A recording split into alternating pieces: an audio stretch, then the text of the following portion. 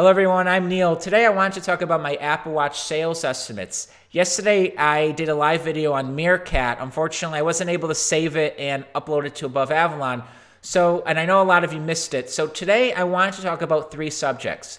The first is opening weekend sales. Then it's what I'm expecting in 2015 and 2016. And then how big of a deal is Apple Watch in terms of Apple's overall revenue and EPS. So to start off with, let's look at opening weekend sales.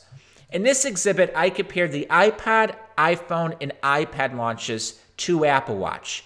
Since Apple is launching the product in 9 countries, I am expecting 3.5 million units to be sold.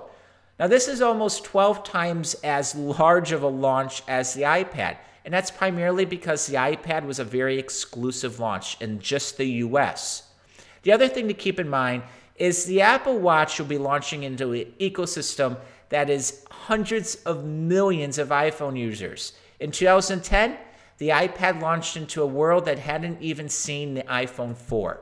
That's very significant, and I think that needs to be kept in mind. This next exhibit takes a look at what I think the expectation range should be.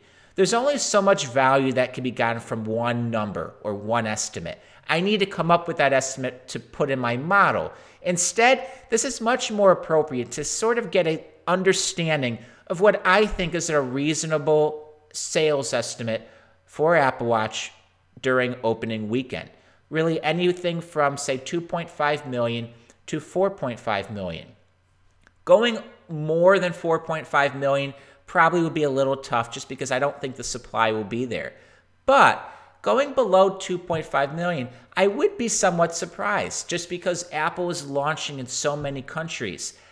To me, that's a sign that Apple is confident that supply should be at least good enough to ship a lot of units. So again, for a version 1 product, anything really north of 1 to 2 million, it's probably a success. So it's going to be interesting to see if Apple actually announces something. In the past, they've said Apple Watch revenue and EPS and all of that will be lumped in together with the iPod and Beats. So maybe if the number is strong, we'll get a press release. So what am I looking for 2015 and 2016 in terms of Apple Watch? Well, in this exhibit, I compare some of the more common holding periods. The calendar year is what a lot of people are using. That's strictly January to January. So you could see 2015, it's not a full year. Regardless, I have 19 million, and that's increasing to 33 million in 2016. In terms of Apple's fiscal year, and that's again how earnings are reported, I'm expecting 12 million in 2015, 30 million in 2016. Now, those numbers and those time periods could be a little confusing. So to make things real simple, I just looked at the first 12 months and then the next 12 months, or the first 24. In that regard, in the first 12 months, I think Apple will be able to sell 28 million units. For the first 2 years on the market, I think Apple will be able to sell 64 million units. Now, where am I getting those numbers?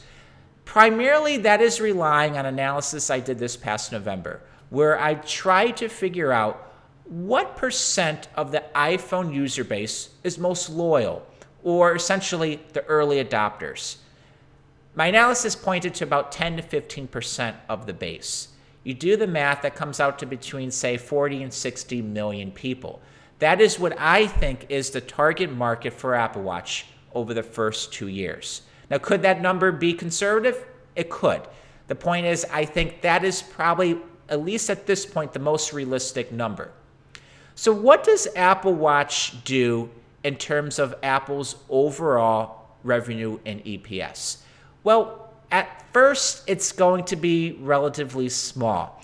You can see in this exhibit, what I did was I broke it out by quarter, and then I summed it up on the left side. So you can see 2015 and 2016 for Apple Watch.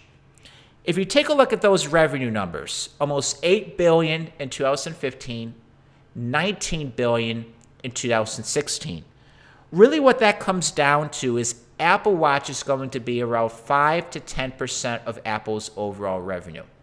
From an EPS standpoint, we have 44 cents in 2015, $1.13 in 2016. How does that compare to Apple's overall EPS? Well, in 2015, that's 5% of the total. And for 2016, that $1.13 is about 10% of what I'm expecting for Apple's overall EPS.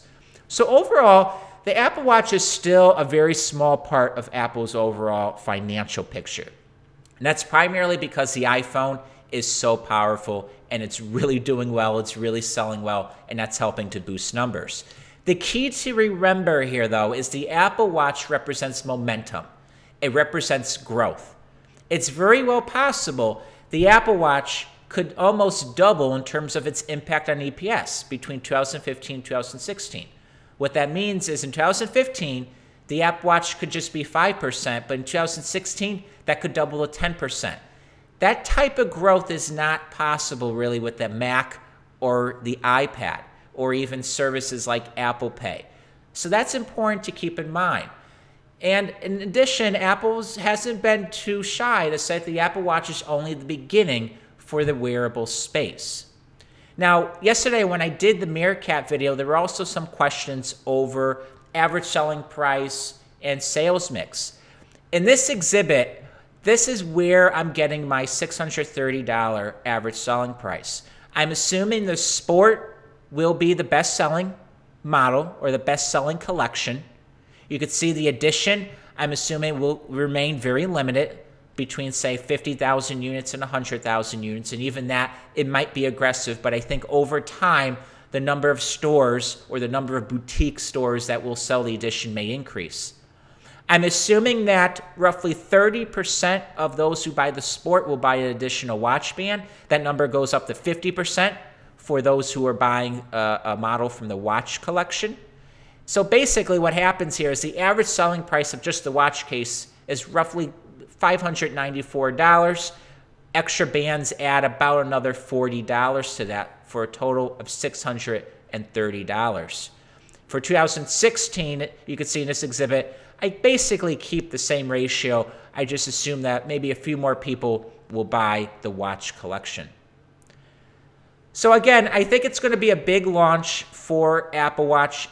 The demand is there. The big question remains the supply. Apple Watch will be sold in Apple stores and also Apple.com, as well as a couple of boutique retailers. So the question here is, does not being sold in, say, AT&T, Verizon, or other mobile carrier stores, as well as not being sold in Best Buy, does that really hurt sales? I tend to think typically during product launches, those channels don't get a lot of supply anyway. So I tend to think it's not going to impact Apple's opening weekend sales for Apple Watch. However, it will be interesting to watch how much supply will be available at the actual Apple retail stores. I know if you really want one, you're probably going to want to pre-order it. Take advantage of the trial period or the preview period between April 10th and April 24th. Regardless, though, the momentum should be there with Apple Watch, that it's going to start off small, but I think going out to and certainly over 3-4 years, the Apple Watch could indeed become a much bigger factor in Apple's overall financial picture. So again, for more information and for the full article, head over to aboveavalon.com. I'm Neil. If you have any questions, feel free to contact me on Twitter @Neil Seibert. Thanks, and I'll talk to you later. Bye.